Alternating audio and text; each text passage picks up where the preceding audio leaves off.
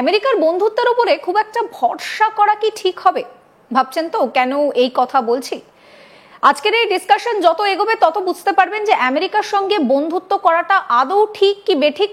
সেই কথাটা আমি কেন শুরুতে বললাম, কারণ এই ডোনাল্ড ট্রাম্প তিনি এখন বহু জায়গায় বলছেন নরেন্দ্র মোদী তাঁর ভীষণ ভালো বন্ধু, নরেন্দ্র মোদীর সঙ্গে সম্পর্ক ভীষণ ভালো, ট্যারিফ যত খুশি আমি চাপাই না কেন নরেন্দ্র মোদী আমার খুব ভালো বন্ধু থাকবেন। কিন্তু আবার এই নরেন্দ্র মোদীকেই শেষ করার বড় ষড়যন্ত্র আমেরিকার। ভাবতে পারছেন? অন্তত সূত্র মারফত সেই বিষয়টাই জানা যাচ্ছে। আর নরেন্দ্র মোদীকে জানি শেষ করার জন্য আমেরিকার তরফ থেকে লোক পাঠানো হয়েছে, এবং এমন একজনকে পাঠানো হয় তার ডেজিগনেশনটাও কিন্তু মুখের কথা নয়। কিন্তু কেন? এবং তার সঙ্গে বাংলাদেশের যোগ, কারণ বাংলাদেশের হোটেলেই এই যে আমেরিকান এজেন্ট তার মৃত্যু। তাহলে আমেরিকান এই এজেন্টকেই বা কে খতম করলো? বেশ কিছু প্রশ্ন সামনে আসছে, এবং তার সঙ্গে আমরা বিগত বেশ কিছু সময় ধরে একটা খুব গুরুত্বপূর্ণ শব্দ শুনছি, ডিপ স্টেট, যেটা শুনলে বেশ একটা ভয় ধরানোর বিষয় হচ্ছে। তো এই সমস্ত কিছু নিয়ে যা কিছু প্রশ্ন আছে সেই সমস্ত প্রশ্নের আজকে আমরা উত্তর খোঁজার চেষ্টা করব। যার কাছ থেকে উত্তর খোঁজার চেষ্টা করব আপনাদের সঙ্গে পরিচয় করিয়ে দিই। আমাদের সঙ্গে এই মুহূর্তে রয়েছেন আন্তর্জাতিক সম্পর্ক বিশেষজ্ঞ শুভাশিস ব্যানার্জি। শুভাশিস, আপনাকে স্বাগত আজ তাক বাংলায়। আমি প্রথমেই যে বিষয়টা নিয়ে আপনার কাছে যাব, যে বাংলাদেশের যে হোটেল সেখানে এই আমেরিকার একজন প্রথম সারির যিনি এজেন্ট তাকে শেষ করা হয়েছে, তার আবার প্ল্যানিং ছিল নরেন্দ্র মোদীকে শেষ করার। এই বিষয়টা খুব একটা সহজ নয়, কারণ ডোনাল্ড ট্রাম্প তিনি তো শুরু থেকেই বলছেন নরেন্দ্র মোদী তার খুব ভালো বন্ধু। তাহলে বন্ধুকে পথ থেকে সরানোর চেষ্টা। দেখুন, প্রথম কথা হলো গিয়ে যে আমি না এই মানে আমার এটা একটু নিজের প্রবলেম বলতে পারেন। সেটা হলো আমি এই নেটফ্লিক্স লাইফটা লিড করি না, আমি সরি ওটিটি লাইফটা লিড করি না। মানে এই এক এক লোকের এক এক রকম মনে হয়, এক একটা সিরিজ দেখে আর দেখে মনে হয় গোটা পৃথিবীটাই ওইভাবে চলছে। সেটা নয় অ্যাকচুয়ালি। ফার্স্ট কথা, মেজর জেনারেল র্যাঙ্কের লোক কোনোদিন অ্যাসাসিন রোলে থাকে না। যদি তাকে কাউকে অ্যাসাসিনেট করতেই হয়, হতে পারে সে একটা নেটওয়ার্কের তত্ত্বাবধান করছে, হতে পারে সে একটা কোনো বিগার পারপাসকে অ্যাচিভ করার জন্য একটা অ্যালগোরিদম সাজাচ্ছে। ডিজাইনিং ফেজ বা ড্রাফটিং ফেজে সে থাকতে পারে, বাট এক্সিকিউশন ফেজে সে ছোট ছোট দেশেরও থাকে না, আমেরিকার মতো দেশ তো কোন ছাড়।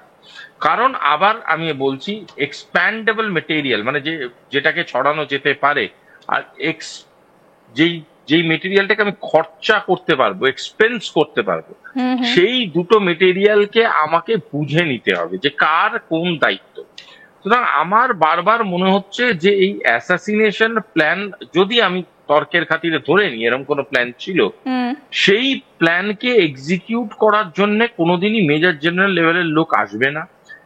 উনি এসে যেটা করতে পারেন সেটা হলো একটা তত্ত্বাবধান করতে পারেন কিছু এমন লোকজনকে, বা ট্রেন করতে পারে, বা তাদেরকে অ্যাক্সেস পাইয়ে দেওয়ার জন্য বহু রকম কাজ করতে পারেন এমন কিছু লোককে, যেই লোকগুলো এক্সিকিউশন মেথোডোলজিটায় পার্টিসিপেট করবে, অর্থাৎ যারা ট্রিগারটা পুল করবে, এই তাদেরকে প্রশিক্ষণ দেওয়া বা বিভিন্ন ইন্টারন্যাশনাল ফোরামে তাদেরকে পৌঁছে দেওয়ার দায়িত্বে উনার থাকতে পারে। আমি যদি ধরেই নিই অ্যাসাসিনেশন প্ল্যানটা। দ্বিতীয় জিনিস, একটা জিনিস বোঝার দরকার আছে, কোথাও গিয়ে যেন আমার এই জিনিসটা একটু ডাউট হচ্ছে যে মানে সাধারণত হওয়া উচিত নয়। মানে আমি ধরে নিচ্ছি, আমি একটা বোঝাবার সুবিধার জন্য বলছি, যদি আমি কোনো মানুষকে মানে মাথার পিছনে এরকম একটা চাটি মারি, তাহলে তার পেছনের বেঞ্চিতে গিয়ে আমি বসবো, এবং সেই পেছনের বেঞ্চি থেকে মাথার পিছনে চাটি মারলে তো এই মানুষটা মাথাটা ঘোরালেই বুঝতে পারবে আমি মেরেছি। সুতরাং আমি যদি প্রধানমন্ত্রী, ভারতবর্ষের প্রধানমন্ত্রীকে অ্যাসাসিনেট করার কেউ প্ল্যান করে থাকে, সে বাংলাদেশে সেই এক্সিকিউশনে থাকবে, সেই জিনিসটাই তো আমার মারাত্মক বোকা বোকা একটা স্ট্র্যাটেজি মনে হচ্ছে। যদি সেটা এদের স্ট্র্যাটেজি হয়ে থাকে, তাহলে তো আমি বলবো সিআই এর দৌড় তো বোঝা যাচ্ছে। ব্যাপারটা সেটা নয়। আমার মনে হচ্ছে উনি এখানে দেখুন, অ্যাসাসিনেশনের যতটা বই ঠই পড়ে আমরা জেনেছি বা যতটা করে জেনেছি, অ্যাসাসিনেশনের বহু ধাপ থাকে, এবং আই এম ভেরি সরি যে মানে আমি হয়তো অনেক জনের বিশ্বাস ভেঙে দিচ্ছি। অনেকে গত 2-3 দিন ধরে প্রচুর স্ট্যাটাস দিয়ে ফেলেছে আনন্দ করে যে হ্যাঁ এরকম হচ্ছিল এরকম হচ্ছিল। আমি হয়তো ভাবছি আমি তাদের কাছে ক্ষমা প্রার্থী। প্রথম কথা হলো, অ্যাসাসিনেশনের বহু স্টেপ থাকে। তার প্রথম স্টেপ হচ্ছে identification of the subject, car assassination হচ্ছে। দ্বিতীয় স্টেপ হচ্ছে সেই অ্যাসাসিনেশনের মধ্যে রিসোর্স অ্যাকুমুলেশন, যাদেরকে দিয়ে এক্সিকিউশনটা হবে, এগুলো জানা যায়। আর তৃতীয়, যেটা খুব ইম্পর্টেন্ট স্টেপ, সেটা হচ্ছে পেমেন্ট অ্যাকিউমুলেশন। তাদেরকে একটা অ্যাডভান্স দেওয়া হয় এবং সাধারণত দেখা গেছে তাই, এবং যখন অপারেশনটা হবে ঠিক তার আগের মুহূর্তে তাদেরকে ফাইনাল কনফার্মেশন আসে। এই ফাইনাল পেমেন্টটা যতক্ষণ না পৌঁছচ্ছে অ্যাসাসিনরা কিন্তু লাস্ট মুভ বা ফাইনাল মুভে যায় না, ঠিক আছে? এবং অনেক ক্ষেত্রে দেখা গেছে এই ফাইনাল পেমেন্ট আটকে গেছে বা এই ফাইনাল স্টেপে গিয়ে অ্যাসাসিনেশন ক্যান্সেল হয়ে গেছে, বা এরকম বহু এক্সাম্পল আমরা আর্কাইভ থেকেই পড়াশোনা করলে জানতে পারবো। সাধারণত এই ফাইনাল স্টেপটা কনফার্ম করার জন্য গভর্নমেন্টের একটা উচ্চ পদস্থ মানুষজন আসে, এবং এই উচ্চ পদস্থ মানুষজন যারা আসে সেই রোলটায় আমার এই টেরেন্স জ্যাকসনকে বসানোর একটা প্রবণতা দেখছি আমি, যে হ্যাঁ হতে পারে সেই ফাইনাল পেমেন্ট বা ফাইনাল সঙ্গে রাখবো। আমি পিসিআর কে আবারও সেই ছবিটা একটু চালাতে বলবো টেরেন্স জ্যাকসনের, এবং টেরেন্স জ্যাকসনের যে একটু হিস্ট্রিটা সেটা একটুখানি আপনাদেরকে বলবো। এই টেরেন্স জ্যাকসন তিনি কিন্তু প্রায় 20 বছরের বেশি সময় ধরে আমেরিকার যে সেনাবাহিনী সেই সেনাবাহিনীতে কাজ করেছে, এবং শুধুমাত্র তাই নয় তিনি কিন্তু একাধিক যুদ্ধে অংশগ্রহণ করেছেন। এই যে প্যারামিটার্স গুলো রয়েছে এগুলো কিন্তু যথেষ্ট গুরুত্বপূর্ণ। এছাড়াও তিনি এশিয়ায় বিভিন্ন জায়গায় অস্থায়ীভাবে দায়িত্ব পালন করেছেন। আর্মি ন্যাশনাল গার্ডে 3 বছর কাজ করার পর 2006 সালে তিনি আমেরিকার সেনাবাহিনীতে যোগ দিয়েছেন। তার যে প্রোফাইলটা, যেটা একদম পেশাগত প্রোফাইল, সেই প্রোফাইলটা বলছে যে ফার্স্ট স্পেশাল ফোর্সেস কমান্ড তার ইন্সপেক্টর হিসেবে তিনি কাজ করেছেন। এখান থেকেই কিন্তু পরিষ্কার সুভাষিস একটা জিনিস বোঝা যাচ্ছে যে আমেরিকার সেনার কিন্তু খুব একটা সাধারণ সদস্য এই টেরেন্স জ্যাকসন ছিলেন না। একদমই না, অনেক অনেক হাই পদস্থ অফিসার। এবং আমি এই কথাটাই বোঝাবার চেষ্টা করছি, খুব প্র্যাকটিক্যালি একটা জিনিস আমাদের সবাইকে ভাবতে হবে।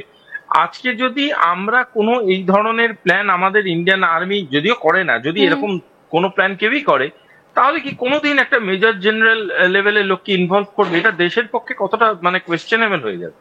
আমি তো বলবো যে সাধারণত এই ধরনের এক্সিকিউশন প্ল্যান এমন লোকেদের দিয়ে হয় যে তারা যদি এক্সিকিউট করতে গিয়ে মারা যায় কান্ট্রি ডিজন করে ফেলবে। কান্ট্রি বুঝতেই পারবে না যে এরা এরা কারা ছিল, কেন এই লোকগুলোকে ইনভলভ করা হলো। কোনোদিনই কোনো রকম ভাবেই এরকম কাউকে কখনোই ইনভলভ করা যাবে না যেই মানুষটা মানে কান্ট্রির কাছে খুব ইম্পর্টেন্ট, সে কান্ট্রির কোনো ব্যাজকে ক্যারি করে, সে এমন কোনো মানুষকে ইনভলভ করা যাবে না যেই মানুষগুলো এইসব জিনিসের সাথে কোনোভাবে যুক্ত। সুতরাং this has to B understood. সুতরাং আমার যেটা বারবার মনে হচ্ছে যে এই এক্সিকিউশন প্ল্যানের উনি একটা খুব ইম্পর্টেন্ট বনে হতে পারেন, উনি একটা খুব ইম্পর্টেন্ট পন হতে পারেন, বাট এই এক্সিকিউশন মানে প্রসেসটায় he was not the person to pull the trigger. উনি ট্রিগার টানার জন্য আসেননি, ট্রিগারিং পয়েন্টার অন্য কেউ ছিল, এবং বহু অন্য মানুষেরও মারা যাবার খবর পাওয়া যাচ্ছে।